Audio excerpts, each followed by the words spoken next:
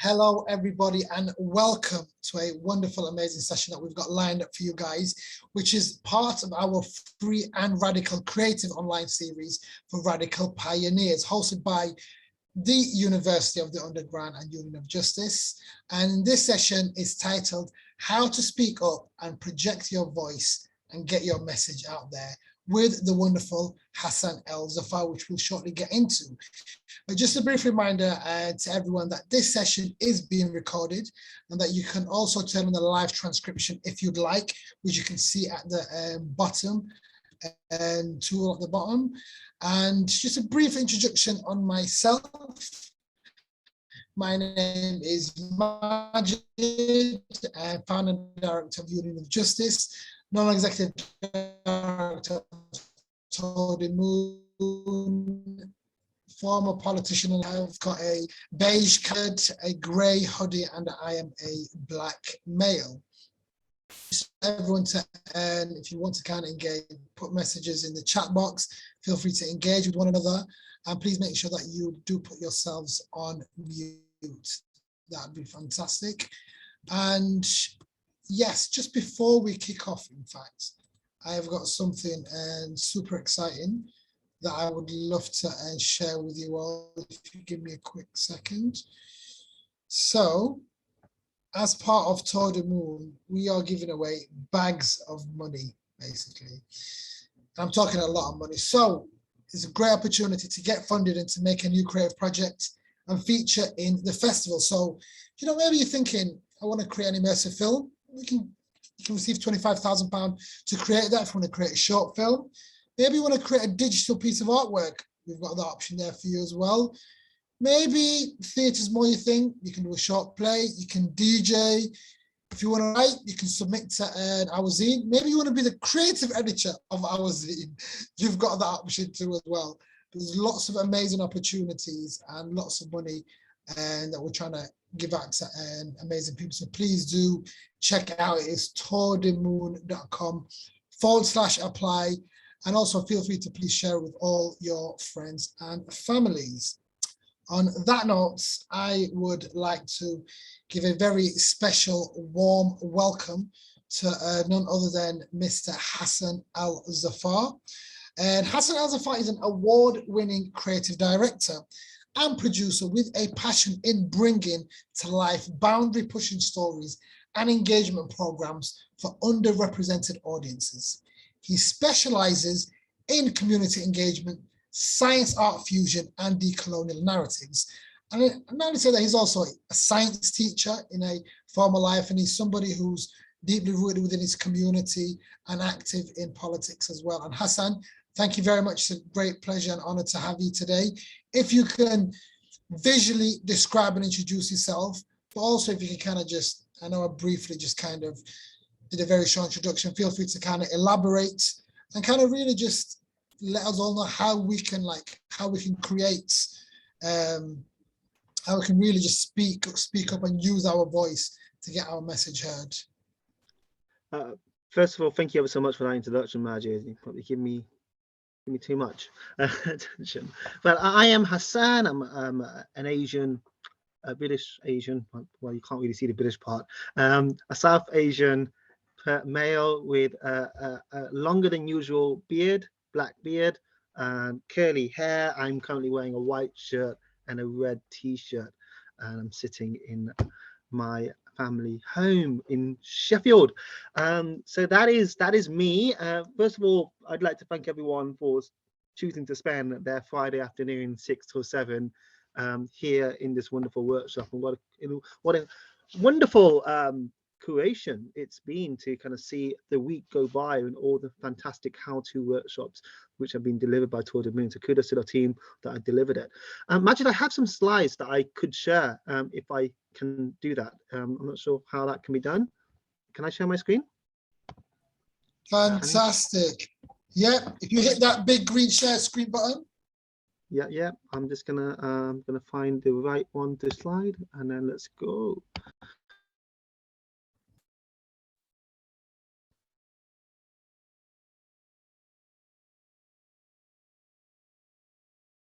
You're on mute, Hassun. You're on mute.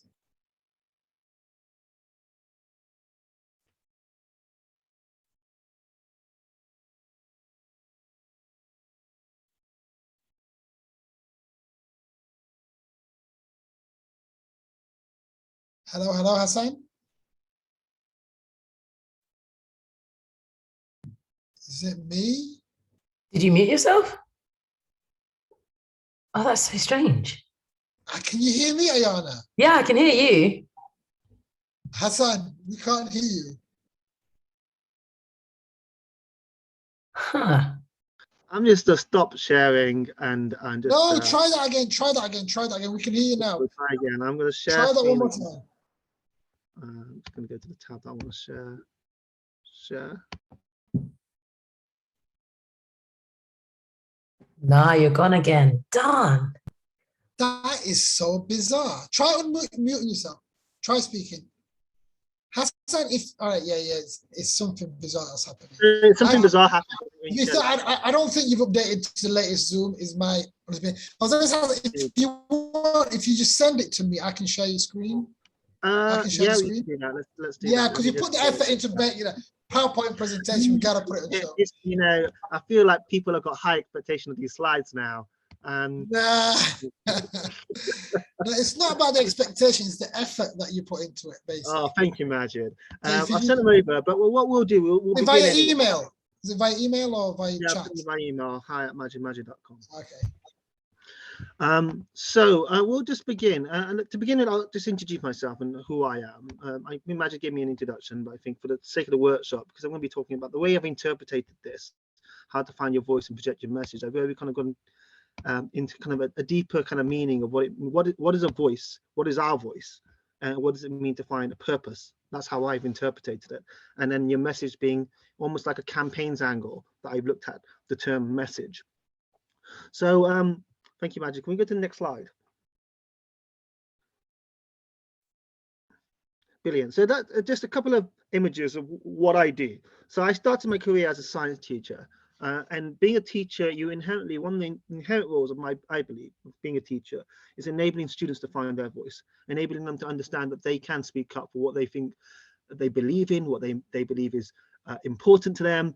And inherently, even though I was a science teacher, making rooms into spaces where people felt that they could have philosophical discussions, where they could have artistic discussions, talk about history, was really, really important. Now, ever since then, I branched out. I've started to direct theatre, as you can see, the classical director shot in there. And I've kind of, as always, like I said, I was from Sheffield, cycle around a lot. I spend a lot of time in the Peak District, and I've also started to do busking science shows. So that's my background. If we switch to the next slide, I'm going to start one of my favorite quotes, which inspired me to write this. So I think you'll have brownie points to anybody who knows where this is from. It is a very common book, but it reads, "We are travelers on a cosmic journey, stardust swirling and dancing through eddies and whirlpools of infinity. Life is eternal. We have stopped for a moment to encounter each other, to meet, to love, to share. This is a precious moment. It is a parasynthesis of eternity."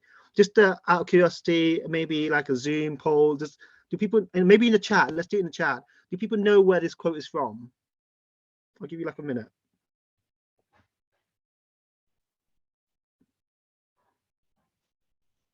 I can't see people's faces, but it looks like no one.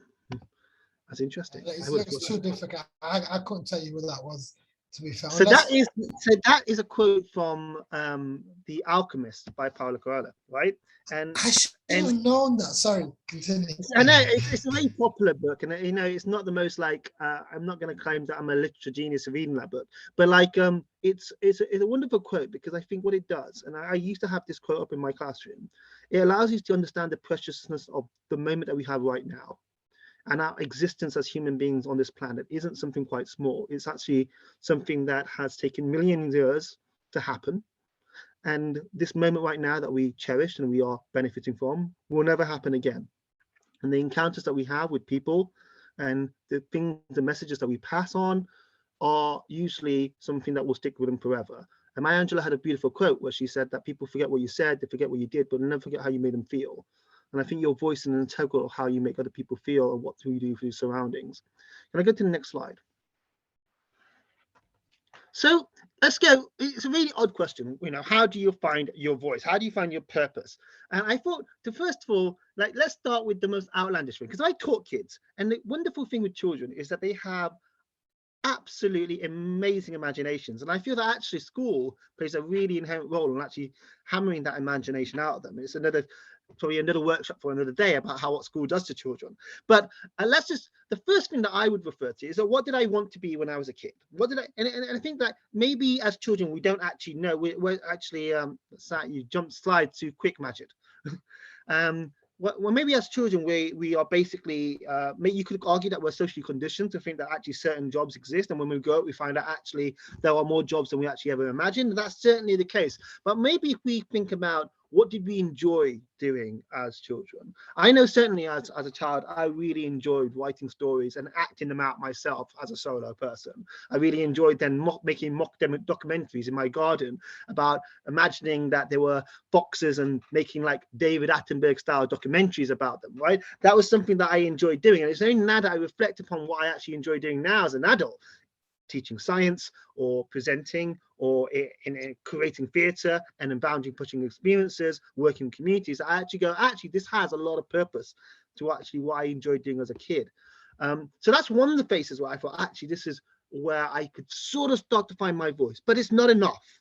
And it absolutely is enough. And that's when I go to the next slide, which is what makes you feel something? What makes you angry? What makes you sad? What makes you driven?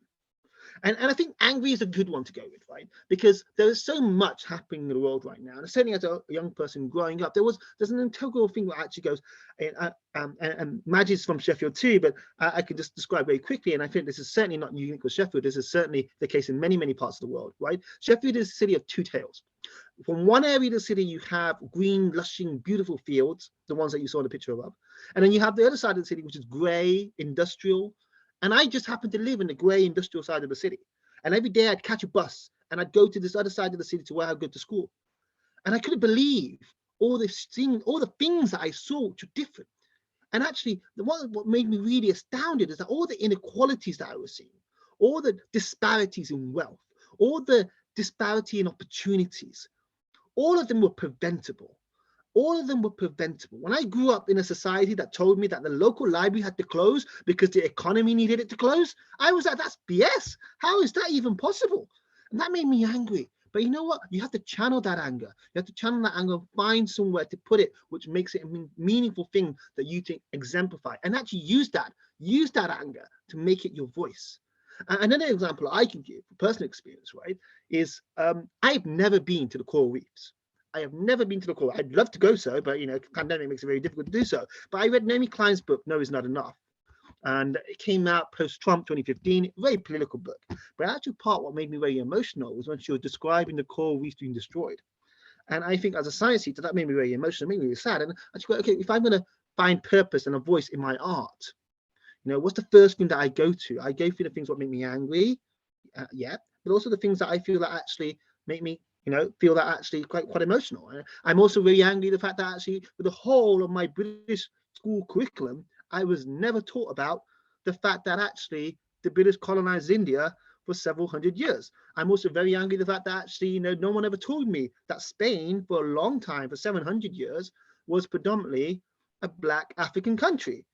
Correction, a Moorish country. I'm very angry. That's why these things, why does someone somewhere made an executive decision that I need to know about Henry VIII, 6 wives, but I could not know about the Chartist movement, or the fact that actually the person who got the working people in the UK the right to vote was actually a Black disabled man. Someone decided that. And I think that makes me angry. It gives me a voice. It keeps me driven. It also gives me inspiration to what I end up doing in work, whether that's community engagement, whether that's art, or as an educator. If you go to the next slide, please. And I think last one, this is an emotional one. I think it's a hard one to punch sometimes. And lately I've been in the midst of re-looking at the purpose, call it a midlife crisis if you like. And I asked myself the question, there is no guarantee of tomorrow. There's no guarantee that tomorrow will come. Certainly I believe that. And if the world was just one day, what would you do? And I think it's sometimes a bit, you could say that it's really over dramatic, but it certainly does allow you to go, actually, what would I actually do? What do I love doing? Who are the people that I actually want to be around? What is the place that I want to be? And if we have a luxury to be able to answer that question, then we have a luxury to be able to gain our voice. Now, I think that I certainly look at that and I go, actually, yeah, it's something that, there's certainly days that I just spend all day on the settee watching Netflix. Is that the thing that I want to do for my last day? Probably not. But, it's balancing it out, just finding that things that actually, those is okay. That's okay to do. But if you're in a position where you're thinking, what is it that I do want to do every day? What is it that I want to work on? Where's my voice in this particular situation? Then I think it's a good activity to do, to write the things out of what you have control over and what you don't have control over. And the idea is that you actually feel driven to what you're going towards. If you go to the next slide. Now, I'm going to take a very campaigns angle on this question, the message. I sometimes, I think a friend of mine once told me that, when I was in my young political organizing days, I said, I've organized events where hundreds of people come, but I've also organized events where I'm the only one to turn up. I mean, those events are great because nothing can ever go wrong, right? You're the only one that turns up. But it's kind of like, what is the message that I was trying to get across, and why didn't it work? And I think I boiled it down to keeping it simple. What is your message? Make it really, really simple. Make it a couple of lines. Can you write it down? In plays, we talk about the idea of an outline, a log line. Can you describe your play in one simple sentence? Who are you trying to engage with? I work in public engagement, and every time I talk to a scientist or a researcher who wants to do some public engagement, they always say, I want to engage with the public. There is no such thing as the public. Everybody is divided into communities, into different groups, and everyone is not going to come to your event. Everyone is not going to come to your campaign, but there will be a significant number of people who will want to, if you target them and find your community. And that's the crucial word here, a community. You're not the only person who's done this. You're not going to be the only one who's did it. There's going to be people before you, there'll be people after you, and seeing yourself as part of a movement of artists, of scientists, of community organizers, enables you to feel empowered and allows you to understand that your voice isn't a single voice. You're part of a collective movement of voices. And that gives you a reason of why. Why do you do what you do? Right? Is it because you simply find enjoyment out of it? That's great. But I think sometimes you find that actually you want a greater purpose. I definitely find that as a teacher, when you go into teaching, especially in this country, in the UK, the pay's not that great.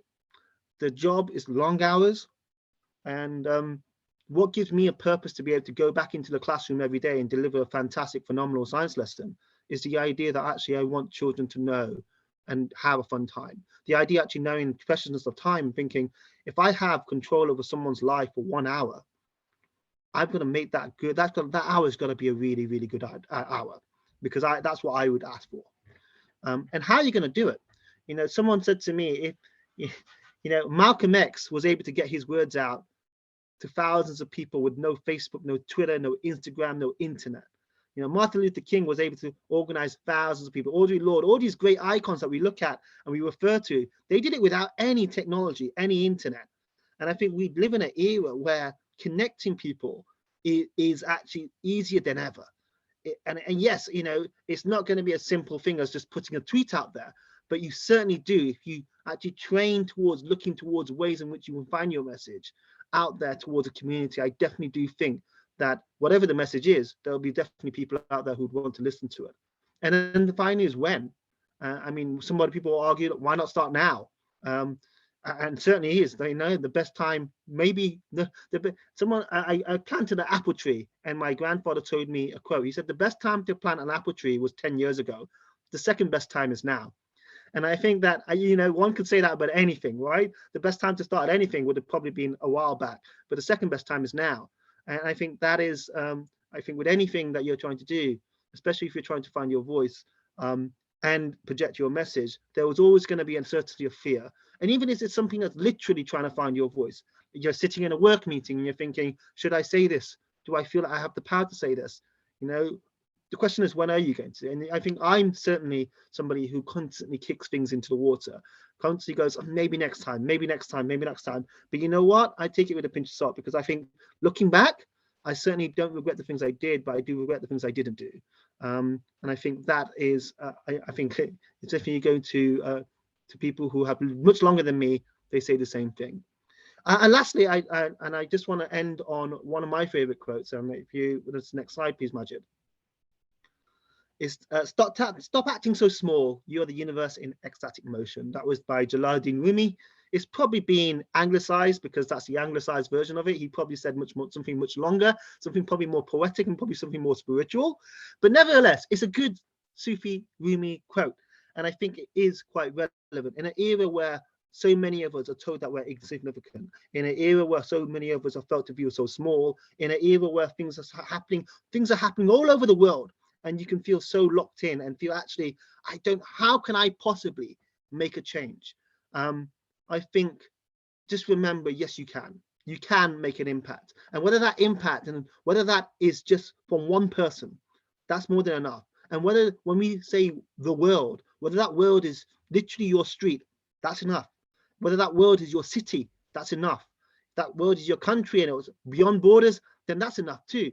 But don't feel that any action is too small. Never feel that your voice is insignificant. Never feel that your message isn't willing to be heard. You deserve to be heard. Say it. Why not?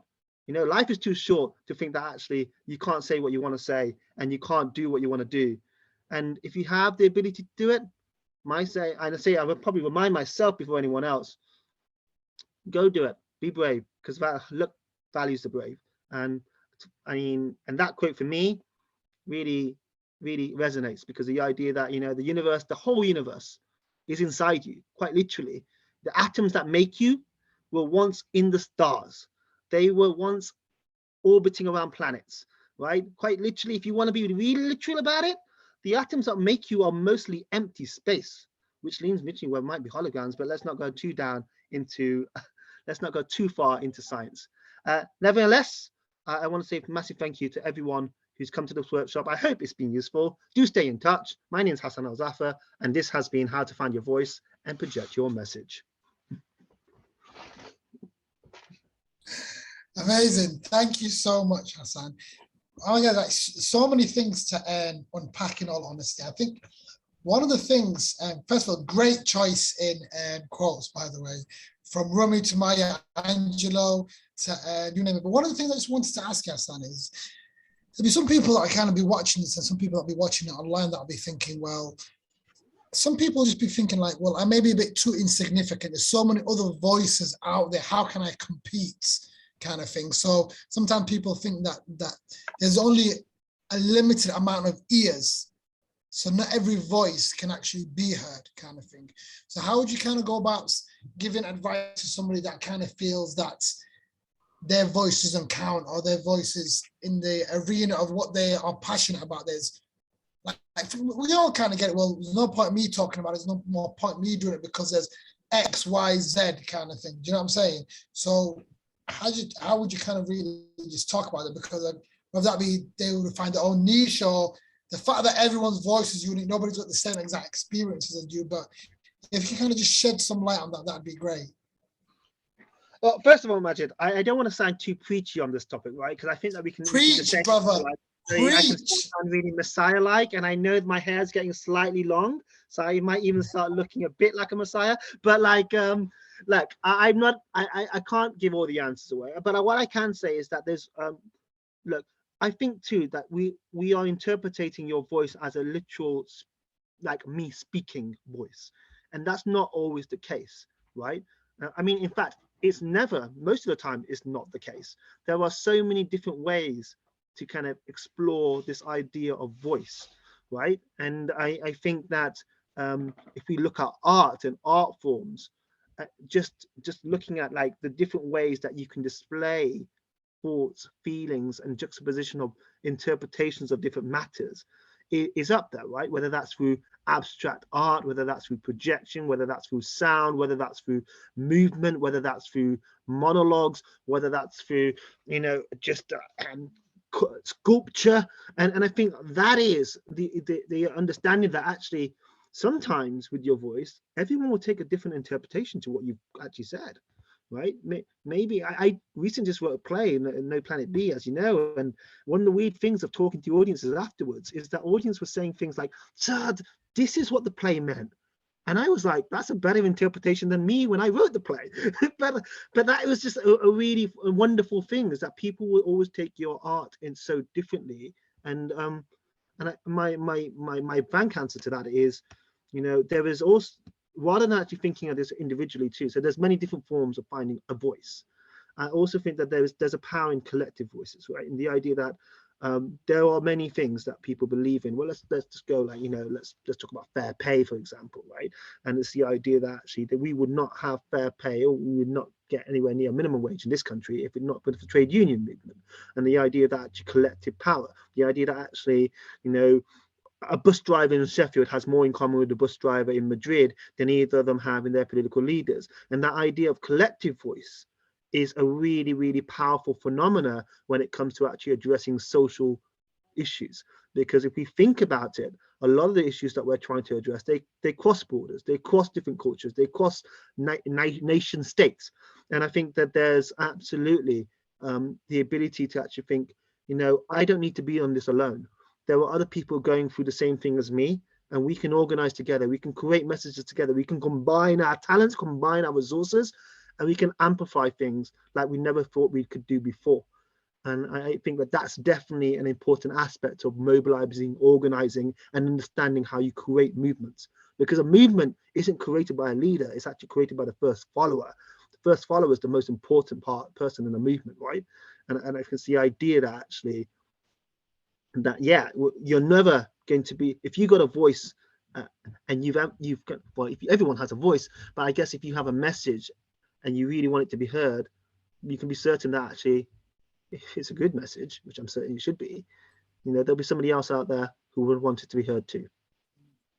I guess if you want your voice to count, or your message to lead to some sort of action, which I'm sure all of us kind of do, it's I guess trying to get away from that thought that you need to have shitloads of people. You need to, like, there's no point. Some people might think that there's no point sharing your message, sharing your voice, unless you can convince 1,000 people or whatever. But the reality is, as I'm sure you'd like to agree, is it really just takes a couple of people to basically to get your message out to actually change the world. There's been so many movements around the world that we've seen where it's literally a handful of people that kind of just people that kind of that have a shared message, shared voice that then go on to actually change the world, basically. But one thing I'd love to. Margaret Mead had a quote where she says, "Never doubt that a small group of young committed people can change the world, because it's the only thing that ever has and the only thing that ever will." This is what you get with Hassan. He's got quotes on quotes on quotes. I love it. A walking, talking quotation mark. That's what I am. Just a quick question, Hassan. In terms of, guys, feel free as well to please put any questions or comments in the chat box. In terms of like methods, right? So for example, if you wanted to get your message out there, because it's one of the first things that I kind of think about when I necessarily hear the word voice is it's a term that they use in the publishing industry. Like when they're looking for new authors, they're like, well, what's his voice like? What is a good voice? There really isn't there isn't a template of this is an amazing voice, this will work.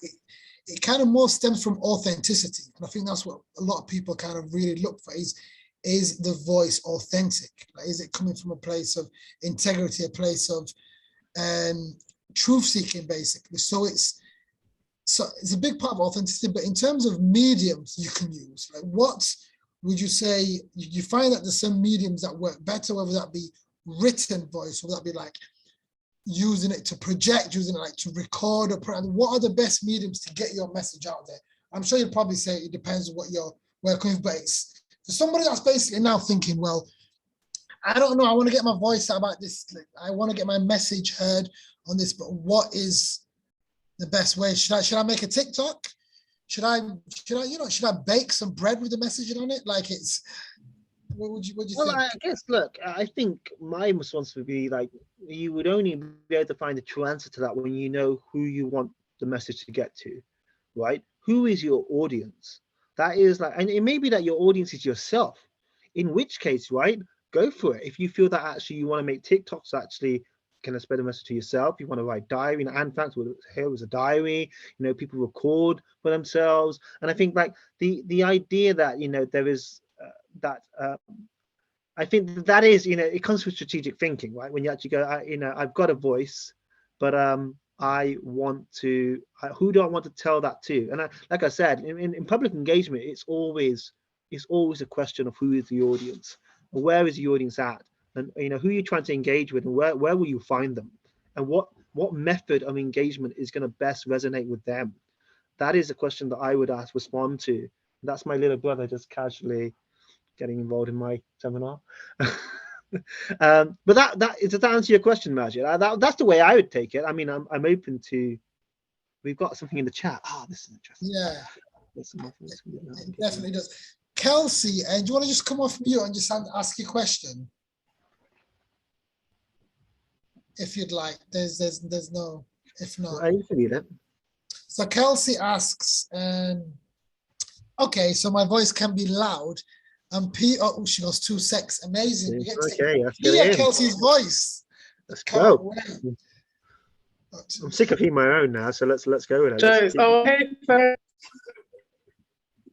can you hear me okay? I'm not sure. Sometimes my stuff doesn't. Okay. Loud and clear. So my question is, sometimes my voice can be loud and people love to like privately, secretly come and support in kind words to me. Sometimes I think it's because they find me entertaining but too radical. Do you have advice for navigating this? So like, so for me, I can be outspoken in certain things. It could be workshops, it could be a talk, or I've asked a question somewhere, or I'm on the socials. And what I find, usually around race or social class, what I find is people being like, you're so inspiring, or this resonated with me. But like, when it comes to like the calls to action, like call it out, or sign this petition, or speak to people, like actually speak to your supervisors, because I can't just be like this crazy person sometimes in a corner that's on like Kelsey Island. But yeah, I don't know, like sometimes navigating that could be long, and sometimes I feel like everybody loves to see me like cuss out, like and speak sense and all of that stuff, almost like I'm like, yeah, like their entertainment or whatever. So it's weird sometimes to navigate or to actually kind of see an influence take shape. Am I making sense? I'm not sure. You are indeed. Like I feel like a lot of people from ethnic minority backgrounds and people of color will be able to actually really, it resonates with them too. It certainly resonates with me being in a workspace. Look, I once got told that if someone's invited you to a meeting, they're basically asking you for your opinion, and they should hear you. If they've asked for your time, they're going to hear your opinion, right? And I think that's the first thing, is don't ever feel that because that you can't say what you need to say, what needs to be said. And then I think it's a way kind of, I think the issue, and we're going to divert the conversation here into slightly about like issues of racial and justice. I think that there's certainly, we live in a society where a lot of people are non-racist, but they're not necessarily anti-racist. And I think that especially in workplaces, that seems to resonate quite a lot, where people are willing to kind of like agree verbally, but they're not willing to actually make the stand and actually actively do something about it. Now, whether we should all feel that it's our role to make people into anti-racist, I actually think it's actually their own something that they have to do, right? It's not our ownership to go and educate people on how they should be anti-racist. They need to go and educate themselves if they really believe in actually being an anti-racist. My advice would be, don't change who you are because of other people, right? If you feel that these things need to be said, then things need to be said, and absolutely call people out where they need to be called out. Majid, you've dealt with far more than me on this issue, so I think it might be worth getting Majid's 2 takes on this.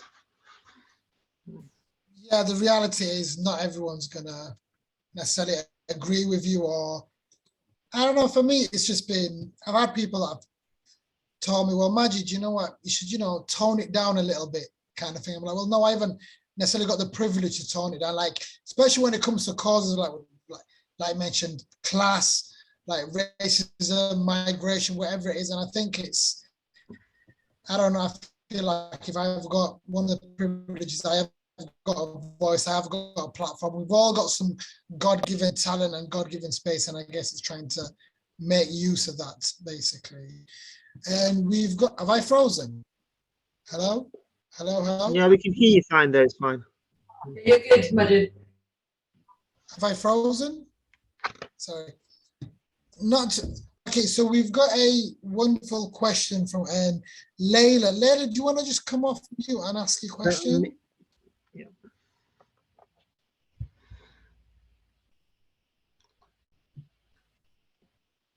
She can't come on cam. Yeah, you don't have to come on cam if you just want to speak. If not, I can read it. So Layla's question. Look, Layla, does she want to ask it? Okay, go for it. Hey, thanks so much. I thought I had to come on camera, but cool. Yeah, I was just curious to what kind of teaching or pedagogical strategies and methods you practice with your students to inspire such a wonderful empowerment with your voice and curate, like also crafting the space with them to imagine such sustainable futures where a lot of what I understand from what you've said is that a lot of it starts from the individual feeling comfortable and with their own message and confident in that. So I was just, that. Yeah, Thanks. thank you so much for your question, Layla. Well, I guess with science, I think the first thing that I had to do is really break down the perceptions, the preconceived conceptions that people have of the subject. And one of the interesting activities I used to do with all my year sevens, which is basically the first grade of secondary school, is get them to draw scientists. And every time, the whole, and I must have done this with at least 1,000 students, so it's quite an intensive social study. Every time they would draw an Einstein type figure, and occasionally there'll be one or two who think they're clever and they draw me. And one of the first lessons they'd ever get is that actually they should have drawn themselves. Like what it means to be a scientist doesn't, that perception that you just built in your head, just straight away, because everything that we're going to do in this lesson, everything that we're going to do in term, you are perfectly able to do. I think the second thing that I did, which is probably less so a pedagogical person, more so like an executive decision, is that science for me was never going to be a collection of facts and figures. It was going to be an exploration of the universe. And therefore there was an understanding that there was no answer that is wrong. There is no answer that is wrong. There is no stupid answer. If I tell you to draw an atom on a whiteboard and you put a dot there, so as far as I'm concerned, at one point, that dot would have won a Nobel Prize because you've got so much right. It's small and it's round and you can barely see it. Yeah, you're pretty close to a Nobel Prize there. So as far as I was concerned, that there was no wrong answer. Just give me the answer that comes to your head and we can work from there. Because science isn't a collection of facts and figures. It's a depiction of our imagination. And I think, and really reality is, there's so much in so much subjects that you have to imagine. You have to, like, in science, you have to imagine so much. You have to imagine what a cell looks like. Yeah, I mean, we don't have electronic microscopes in labs. So when I tell a child that, yeah, there's a nucleus in there, inside the nucleus, there's DNA. Inside the DNA, it's 2 strands, and there's an mRNA, and it's ATCG. That's all my imagination. When I'm drawing it, it's a work of art, right? And I think understanding that actually the framework on which we've been teaching students, a particular subject like science, where it's an academic level kind of subject, a lot of memorization, the aspiration is to become a researcher. I had to break that all away and actually go, this is just an exploration of the universe. That does mean that a lot of the times it was quite an outlandish. We're doing a science experiment, and why not? You can absolutely get everything wrong. And the reality is actually when you talk to researchers in universities, they tell you most of the time experiments go wrong. There is no such thing as there is a such thing as a Karl Popper's method of falsification, but we know the scientific method isn't rigid as they make it out to be. So that was kind of my kind of take on it. I guess it's all summarized to a simple thing. It's all summarized to actually the thing that I kind of took on board in my teaching was students have just got to have a really enjoyable time, especially year 7, year 8, year 9. There's no tests that are going to like impact their life. And I could argue too, and I just recorded, but GCSEs aren't going to have an impact on your life either. There's so much more to you than it is on a grade on a piece of paper, and making students understand that I am never going to value you because of your grade that you get on paper. I'm going to value you as an individual. And I understand that that there's so much more to you than what you can apply. And I understand that assessment, examination is inherently a form of discrimination. I understand that. And that, so my pedagogical approach was quite literally respect each other, enjoy your time here in lesson, respect each other, enjoy your time here in lesson. And it worked, to be honest with you. The kids really did. They did buy on board into the idea of actually we do need to respect each other. So that means behavior was actually really good, and we're going to have an enjoyable time. I think a lot of that also stems into self-belief too. You tell students to believe in themselves, and I think that especially in the spaces that I've taught, that a lot of self-belief is destroyed in school. A lot of people, when they get things wrong, that affects their confidence. When they're labeled C or B or whatever grade, that affects their confidence. And I think the understanding that actually it's going to be okay, everything's fine, you know, just find what you love doing, and I'm here to help you do that in the framework of a science lesson. It was really important. Yeah, I guess that's the answer to your question. I feel like I should go back into teaching, Majid. all the lessons I do, I still bump into students, and they still tell me about it. It's lovely. Wow, I can imagine it is. I hope you're not one of those awkward teachers. And but you know, here's a question, Hassan. In terms of, you know, getting your message out there and collaboration, basically, right? So, of course, we've all got finite amount of resources and platforms, and there's a lot of power that's set in terms of collaborating, whether that be with other groups, whether that be organizations, or even media kind of thing, because media also plays that be. I'm not talking like big media, it can be like your local newspaper, or even it could be your community and local community magazine or whatever. So I don't know, in terms of like, especially for somebody like yourself who's also been involved in a lot of political campaigns and stuff, like how would you say, I'm sure it could be an entire different talk in itself kind of thing, but the power of basically working with journalists or just collaborating with others basically and get your message out there. Well, I think one of the things that you grow to acknowledge very fast, and it probably comes with age, right, is also that the idea that you don't need to be amazing at everything. And I think that, but you do need to have sometimes a vision of what you want to get out. And I think utilizing talent, which comes in the form of like journalism, or it could be any form, right? Press media, broadcast, is incredibly quite a powerful tool to be able to go, actually, I have a vision to be able to actually, and I think I can reframe it in the way of a theatre director, is that actually, you know, you go into a show and you have a script and you have an idea what things are going to look like. But reality is the sound designer comes in and they are an expert in their field, and they create on your vision, they create something, but you're just guiding them and they're enabling them to actually explore their entire talents. As I probably say you create an optimum environment and enables people to work at their best. So I think like in terms of like working with journalists and or the kind of broadcast media, especially if you're going to go onto media, I definitely say get media trained. I mean, it's not essential, but it's very useful. With journalists, I think we have the key messages that we want to hammer home, and the lesser, the better. I found that actually no more than 3 messages, core messages, when it comes to a campaign that I'm running, really hammer it home that, you know, the 3 things. And sometimes it is quite scripted, but actually, fundamentally, when it comes from the heart, it's quite simple. You know, if you say, what are the 3 things that you want to do about the climate? It can be quite really simple, right? You just end capitalism, see renewable technology, and you know, make up the 3rd one. There we go, and it gets the idea across quite quickly. I think also with political campaigns, people want to know the messaging. And doesn't necessarily, you don't need to always dive into how it's going to be done. You absolutely should have a plan on how it's going to be done, but absolutely get the messaging correct first. That's going to be so integral to the campaign going forward. And I think there's something to be said about repetition as well.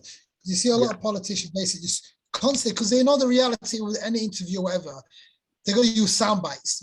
So that's why it's important to kind of just keep just repeating the same thing till the cows come home, basically. But I was going to say, Hassan, are there any great communicators out there that, you know, it can be a politician, it could be a comedian, it can just be someone that, you know, that you feel does a good job of using new media, using old media, whatever, to get their message out there. Oh, God. Well, imagine you weren't that bad. Well, no, you know, Yeah, you weren't that bad. but like in terms of like, I think that you know, I mean there's always the prime examples are always given. AOC is a very good example of just like literally delivering a political speech while cutting your onions in your kitchen.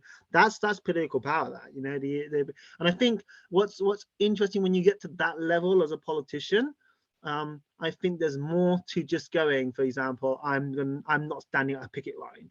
I think there's the extension that you have, which is going, I'm not crossing the picket line because, and this is why picket lines are important. People want to know why you have formed your opinion and why that opinion should inform them at that particular stage when you're in that political space. And I think that actually is a very useful tool to have when it comes to actually kind of political campaigns, understanding that the statement is one thing, but explaining why you have come to that statement. So why is it that you think that free education should exist? You know, I think the political chants that we have at rallies are great, but we have to realize that people who go to rallies, for example, on free education, are there because they support free education. And it's great to be there, and you absolutely should be there. But there's also going to be a world where you need to convince people who are not so sure about certain matters that they need to be coming over to your side.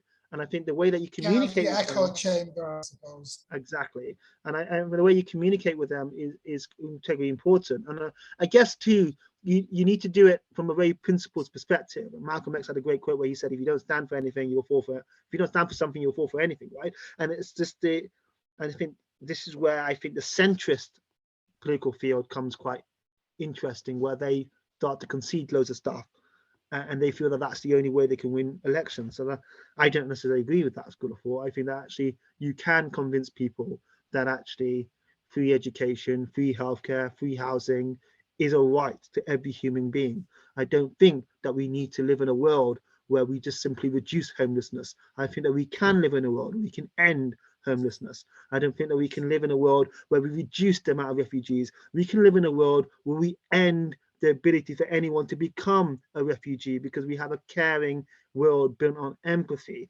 Now, you can say that I'm an idealist and you can say that I'm a dreamer, but I think I'm far, far more awake than some people who live in a nightmare that we currently are in. Preach, brother. Just one last question, Hassan, cautious of time. Is just using just being creative, because when I look at certain communicators, certain people that really use really cool ways of basically getting their voice out, they don't even actually speak or even actually open their mouth. Oh snap, have I frozen again? Are you still there? Hello. We can hear you. Okay, I'm still there. Thank you very much. My screen is frozen. So certain people, for example, when I look at like really creative ways, for example, there's a guy, Instagram dude with a sign. He just stands up, puts a sign up, bangs. I guess it's the quality of the messaging. You've got that other guy with the balloons that just makes messages out of balloons. And yet their messages are heard all around the world and like get shared. And you've even got like, what's his name? Biden invited the dude with a sign to come into the Oval Office to make a sign. You know what I'm saying? So you don't necessarily have to look at traditional methods and traditional ways to actually get your message out. Literally, like there's so much. Yeah, it's really just tap into creativity, basically. So, is there anybody else or like the power of using creativity? Yeah, absolutely. Like one of my favorite TikTokers is, I think, called Happy, and he just has a famous, and that's all he does. Yeah. And it's hilarious, great. Do you know what's great about that? Let me give you one specific thing about Happy, which makes his so well is it transcends language. Exactly. That's one of the beauty things about it, right? Exactly. Because the fact that he's not using any words or speaking, it's just things that no matter what part of the world you're in, I just think it's absolute genius, you know, because one of the things that you see a lot of YouTubers and everyone now literally making content, making a different channel for Spanish, because they know they're not tapping into the people, the Latin countries are in their billions who speak Spanish. Whereas if you can communicate, find a communication method or whatever medium that doesn't require you actually using words, that transcends everything, then you've hit the jackpot. Yeah, I know you're absolutely right. And I mean, like music and paintings. I mean, the idea that On that note, Hassan, language is quite something. Yeah, you're right. If you can do it without, again, it's just like I don't know whether Habib actually went out of his way thinking that he would achieve what he was going to achieve. He just did what he loved, right? The guy was made redundant from a factory in March 2020 or something, and then he decided that he was just going to make TikToks for fun, and is calling now. And actually now you can start to see that actually he does start to put his political messaging into his work. Initially it was just for fun, and perhaps that's something too, is that actually that there is the ability to actually build your platform, and then also and build your platform doing things which you love doing, and then integrating your whatever messaging that you want to do into that later. Or it could be done initially at the beginning, but it can be more explicit as you go along. I mean, I don't know where Banksy started his work, but he's another example, right? Where Banksy doesn't actually say anything. No one even, allegedly, no one knows who he is, or they are, or who she is. They don't know. But they creating art which is really thought-provoking and making people talk about particular topics. So absolutely, it goes back to that point. Your voice isn't the thing that just comes out of your mouth. There's so much more ways that you can amplify and share a message that you want to be heard. Brilliant. Hassan, on that note, honestly, thank you so much. It's been a massive joy and pleasure. Listen, if you want to let the people know where they can find you, if you want to drop your MySpace link, Bebo, whatever platform you're on, feel free to share it with everybody else.